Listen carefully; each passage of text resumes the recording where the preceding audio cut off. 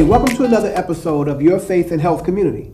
I'm your host, Pastor Jackie Jackson, and as always, on behalf of myself and our producer, Anita Alexander, I want to thank you very much for taking out time from your day to spend with us. We always try to make sure that we give you information that's going to help your quality of life, and as the scripture says, my people perish for lack of knowledge or lack of information. So we want to make sure we get you some good information that's going to help you. And I'm going to start off, I gave you a break on the other show without talking about health care or health insurance because, as I said, we had the professionals on there.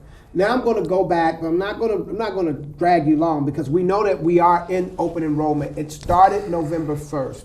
So there were only 45 days from November 1st until the end of open enrollment. So you don't want to wait around. Don't wait to the last minute. So look, get enrolled, okay?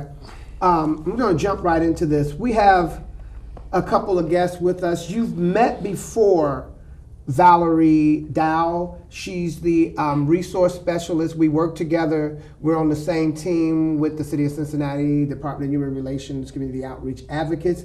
Valerie is the district coordinator for District 3 South, which is Price Hill, Western Hills, Westwood. Lower Price Hill, and a few other things sprinkled in there. But we also have with us a young man by the name of Rayshawn Smith, and I've met him a few times, talk. I also know that this young man has a clothing line that at some point I guess he's going to get going, but we're not here to talk about that today, are we? We just might be. Rayshawn Smith was shot multiple times back in 2013. Shot 4 times, right? Twice in the back, once in the side, and once in the leg. And I think it mentioned you're 31 years old, a young man close to my age, and glad to have you here. Thank you for coming out. You're welcome. How you doing today? I'm okay. All right. So I just want to jump in this and talk about it. And I think in light of the shooting in, is it Tens Tree, or I can't remember, close to Los Angeles, this morning or in the middle of the night, where 11 people lost their life, including a deputy sheriff, as well as the shooter is dead as well. We're glad that God saw fit not to let you perish. And I just want to talk to you a little bit about it. Can you tell us what you remember, if you even feel comfortable sharing that with us? From the time I got shot? Yes, sir. From that day or evening. Well, I was standing like in the hallway, so I kind of remember it all because I was standing in the hallway waiting for my friend to park the car because we was going to go play cards, but I didn't know like I didn't know the people. So I just like stood behind everybody to wait till she get out the car so we could go upstairs. And while I was sitting there waiting for her to park the car, somebody started shooting. So, and when they started shooting, it was from behind me. So it was like I was standing behind everybody. So when they started shooting, I instantly fell because I got shot in the back. And it was like the gate shut, everybody else scattered, and then they just shot me a couple more times. So everyone ran off and left you? Yeah, except for the person that I was waiting to park the car. The gate was locked, so I couldn't walk. My legs head was already, I guess, paralyzed. So I had to crawl to the gate to unlock the gate, and she pulled me out the gate.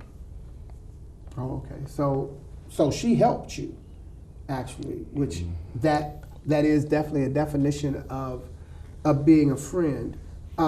What area, if that's okay to say? Downtown. Downtown. And so 2013, so we're talking 5 years ago. Mm-hmm. And within that time that you were shot, we know that in downtown, Walnut Hills, Avondale, Price Hill, Cumminsville, man, I could probably go on a little bit more, that there have been Winton Terrace, that there are a number of young people a number of young people, and I'm not saying that it would be better if it was older people. The point, but we're having a lot of young men and a lot of young women that are falling subject to gun violence. And I know, and you know, I mean, I was a victim of gun violence at 10 years old. I was shot, and my oldest son was shot back in 2007. He was shot in the back with a shotgun. To God be the glory, he was in his car, so he was trying to get out when they discharged it. But he still has 36 shots, you know, of the buckshot that's in his back, and that's the part that the car didn't stop. So we have a lot of young people that are losing their lives or getting shot, which is definitely a life changer.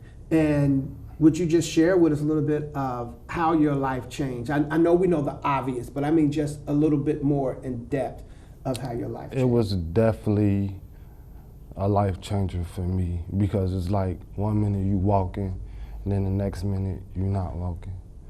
You know, so that was already like, is I'm gonna be able to walk again? What life gonna be like now once I get out of here, out of the hospital or recovery? Like, how long would it take for me to recover from this? Like, it's just a lot of different things probably was going through my head at the time. So, I mean, it was like, it was a life, it was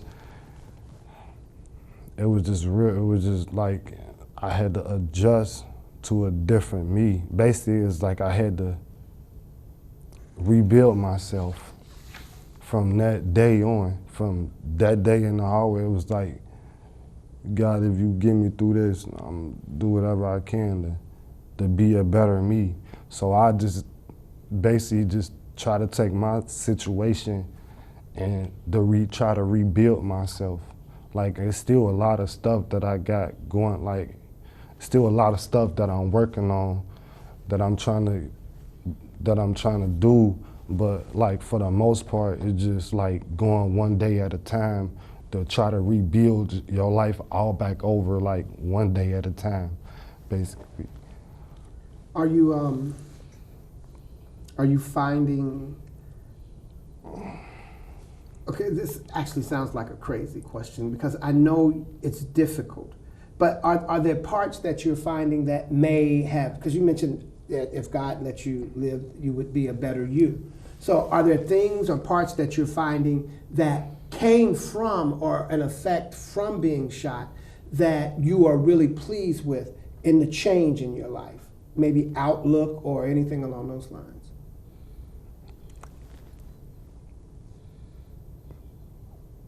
I gotta say my perception of life is more different now. Like, because I feel like in any situation you could be like, at any situation you can not be here. So I look at life every day like, just every day like it's like you gotta cherish every day of your life. Even sometimes like I just go through the one stage like I really can't take this. I really don't want to be in this wheelchair. I don't like some of the stuff that's going on around me. But it's like you just still gotta take it one day at a time. You can't overwhelm yourself. You can't overpush yourself because you're not gonna get nowhere. And sometimes I still feel like I don't get nowhere, like from all the stuff just everything that's going on for real, like the apartment situation, the job situation, just trying to just get back one with the community or with the people around you. But I just feel like a lot, it showed me like who the people that really will be there for you and the people that really won't be there for you. Like, and that's definitely, I think whenever we get into, excuse me, certain situations, those situations are definitely gonna shine a light on who's there. You know, because it's the old thing, you know, when good times are going, everybody's there. Everybody's and there. Everybody's there. They're your friend. They want to Yeah. be as soon as a situation occurs. And it doesn't have to be an extreme situation, but as soon as it seems to stop the flow of the party, so if I can use that phrase, Yeah. that it seems that people sometimes have a tendency to start moving away, or they don't answer their phone the way that they used to. But I've found in situations in my life, and I don't know if you've seen this or this way for you, Valerie, that sometimes the people that are purged out of our life at that point in time, it was actually good for them to be purged, because it's like, I heard somebody once refer to like friendships and relationships like a comfortable pair of shoes. You need to get rid of them, but every time you put them on, it's like, Yeah. so Yeah. so you're not as quick to throw them away. But then once whatever happens, they just get too far done and they're gone. Then you get this new pair of shoes and you realize, wait a minute, this is pretty good.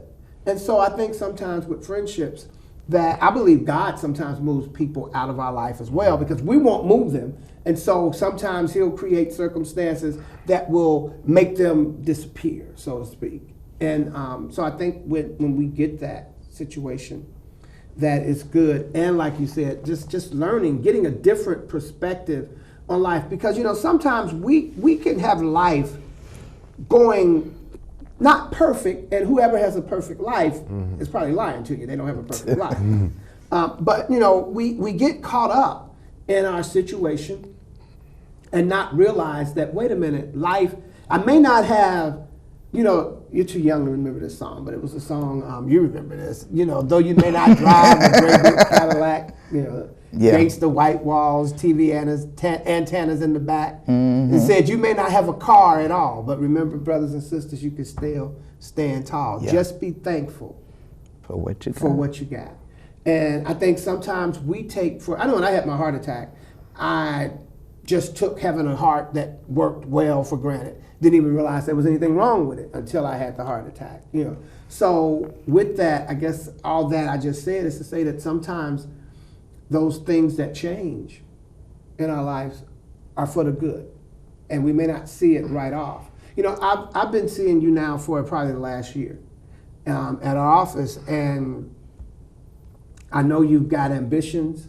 I know that you have some things you want to achieve. And so what that says to me, at least me from the outside looking in, is that your situation, whoever did the shooting, I hope they got captured. I hope they're in jail.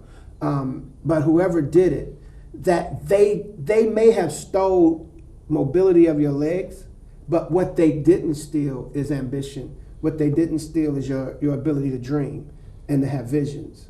And so at the end of the day, and it's easier for me to say this, but there are things that I've lost, right? And at the end of the day, the fact that you can still smile, great smile, man, and the fact that you got some stuff like, I need to do this and I want to get this taken care of, is saying that it did not rob you of some joy, of some ambition. It may be harder. You may get frustrated. I get frustrated. We all get frustrated. Mm-hmm. But the whole thing is, are you going to stick to your guns and try to achieve it? And it sounds like your goal is that you're going to do what you told God. Hey, get me through this, and I'm going to live to be a better me. And so I think that part is good. We mentioned we got a lot of young people. Yeah. A lot of young people that are getting shot. In fact, now it seems that, we've had a 5-month-old this year, a 1-year-old, and I think it's one more, that it's just getting younger and younger, and it's getting crazy. What would you say, or maybe you do talk to young people, I don't know, but what would you say to the younger people that are under you, and even people your age, in terms of talking about what life is and how important it is? Well, I feel like life for real is like, basically is what you make it. Or like you got choices and decisions in life. So the first thing I always try to tell people, even though certain situations you might feel like you even though certain situations you might feel like how I'm supposed to go about this or whatever, but you always got decisions in life. You got two decisions. You can either go that way or you can go the other way. So it's always like you gotta learn how to choose the right decisions in life, for real, because it's really not the next person's decision or fate, is yours. So whatever you choose to do, then that's what your outcome gonna be.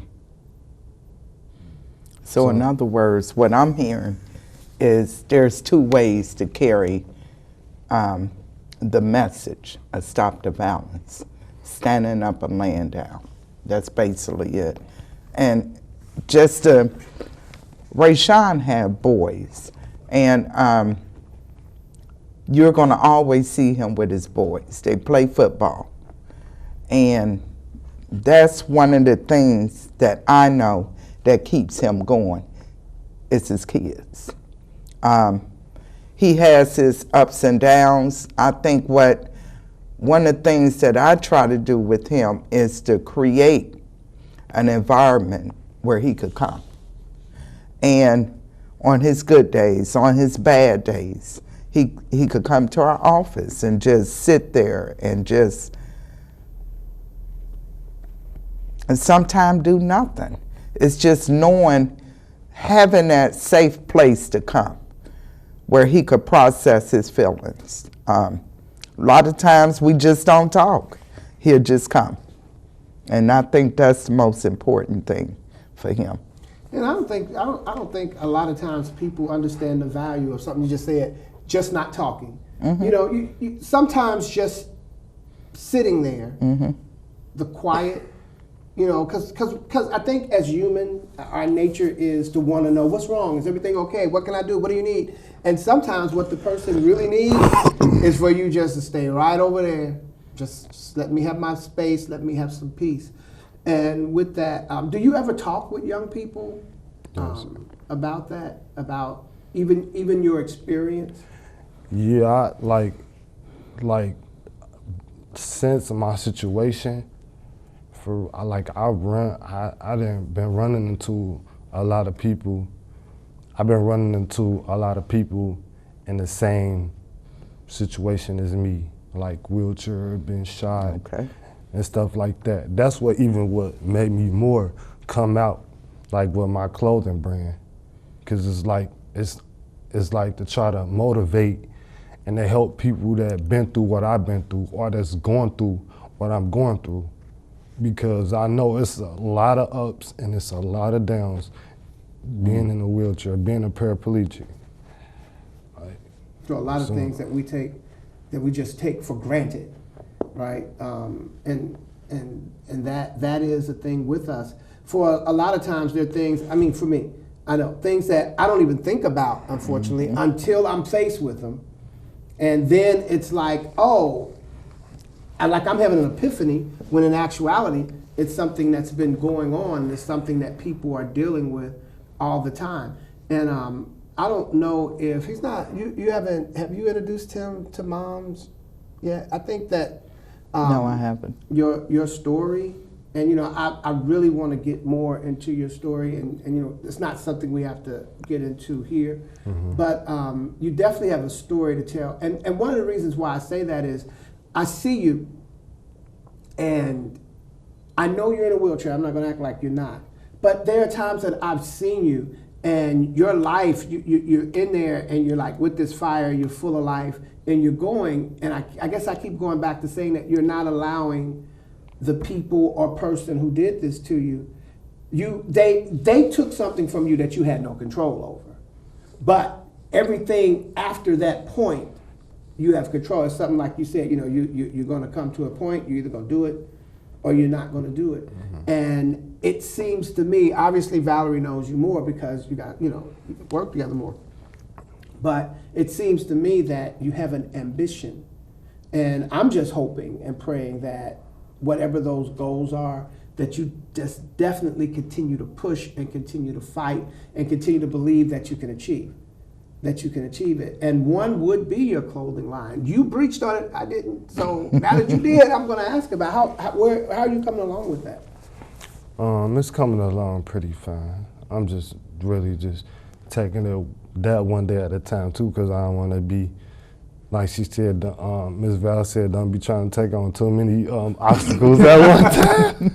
Yeah. You know, I get jumping over here and jumping over there, but I'm staying focused and grounded. Like, And you can only go- you can only I go so reached far. out. I've been trying to reach out to a lot of people in my situation for real, like, far as like that's in a wheelchair and stuff, and just like, you know, talking to them and letting them know like what I'm trying to do for real, because I'm trying to do a support group and stuff too, because it's a lot of people. I mean, I didn't even notice, probably I guess until I got in the wheelchair, that there's that many people around Cincinnati that's wheelchair bound.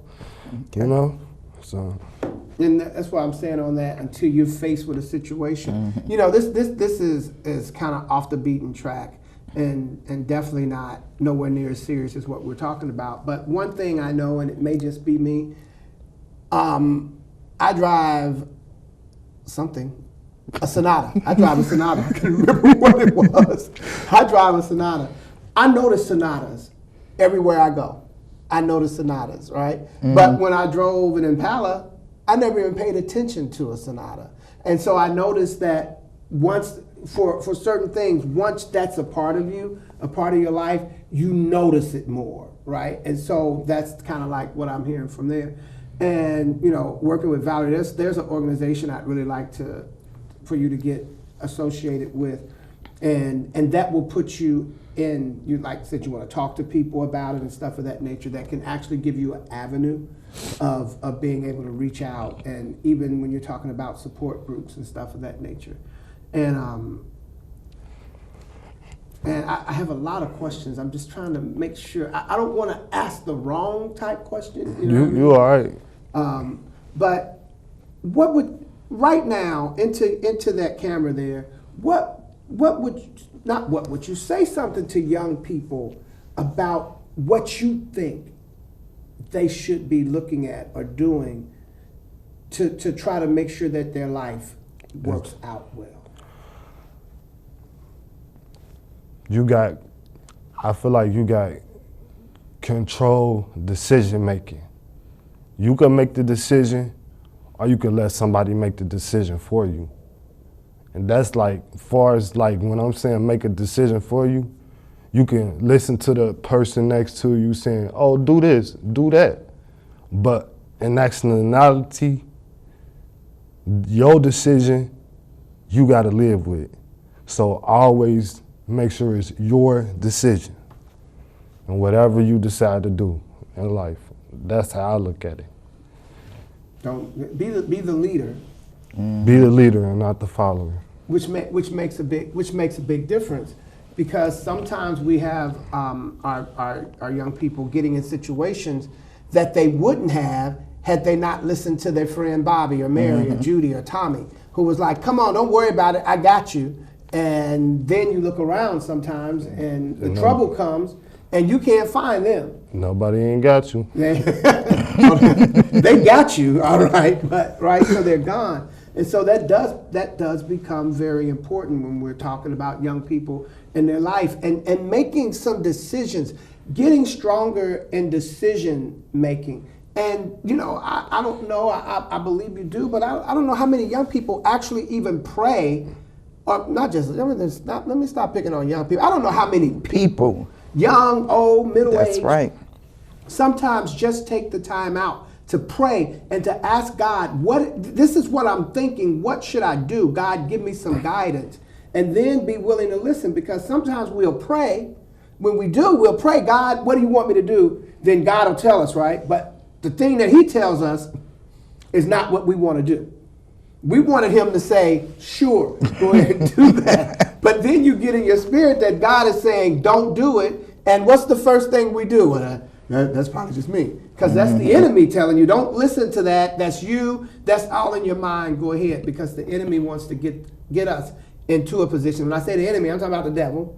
Satan, however you want, whatever phrase you need, Beelzebub, whatever it is, that somebody's going with, is the enemy's job to deceive us and to get us there. I think that our young people need to start placing more value in themselves.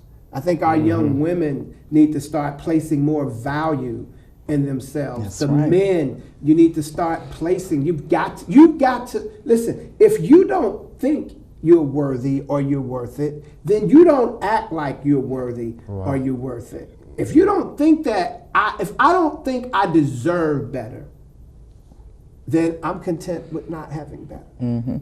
And so we need our young people. It's like you said, there are decisions. They're going to be decisions. And every decision is going to be something easy. And some decisions you don't need to talk over with somebody. When you're trying to make some decisions, sometimes it's better to keep people out of your business, right? Because sometimes people guide you in a direction that they want to go. And it may not be best for you. You mentioned apartments and jobs and stuff of that nature, and whatever challenges those are, not just for you, but for other individuals. Then my hope and prayer is that whatever they are, they get resolved. I know with working with Valerie, that's the one thing that I know from our office. She is the resource expert. In fact, we could give her a queen, and we'll call her resource queen. Well, thank you. Because I know from watching that she's not God, and I've never seen her act like or think she is, but what I do know that I've seen is she can bump her head and she's going to look for another way around to try to get what somebody needs. So whatever it is you're going for, your clothing line, my prayer is that God gives you that vision, but along with vision, you need provisions, that he will give you the resources in order to do it, that you get the opportunity to get your support group. And I'm just going to say, stay encouraged and keep pushing and keep pushing and keep pushing. Write it down. I'm assuming you have. The scriptures say, write it down, make it plain so they can understand it. So write it down, get it plain. And because God may have somebody already ready to make that happen, all you need to do is present the plan. So I just want to say to you, stay faithful with that. Stay strong. And considering the situation, and you and I probably both, we've all seen people who have begun to shrink and begin to not have that thirst for life. And so I appreciate the fact that you have a thirst for life, that you're not allowing what someone did to stop you from moving forward. And I would say this last thing, even if you run into a brick wall, there's some things you can do with a wall. You can go over it, you can go around it, you can get a shovel and dig under it. And if all that don't work, you can call on God and just kick the wall in. Just kick on through the wall. That's a good one. I like that. That's what you could do. Man, thank you very much for coming out. I really appreciate it. Val, always. You're welcome. So listen, I hope you got some information. We have more and more young people. I don't remember the number. What are we up close to 50? Yeah. About 50 people who have been shot in this city in 2018. I'm talking about in the city of Cincinnati. That's 50 too many. So what I'm saying to you, put down the gun. Pick up a book. I know it sounds corny, but put down the gun, pick up a book. There are ways to change your life. We don't need to have one more young person, one more old person, and definitely not one more baby laying on the ground in the hospital or in the morgue because of gun violence. And I'm going to say this, if you see something, say something. If you know something, say something. And that's not just for people in the street. If you're a police officer and you see something, say something. Because we got a lot of young men, black men and women, and some older ones that are being killed even from the officers. So we need people no matter where, if it's on the street, if it's in your community, if you're a police officer. If you see something, know something, say something.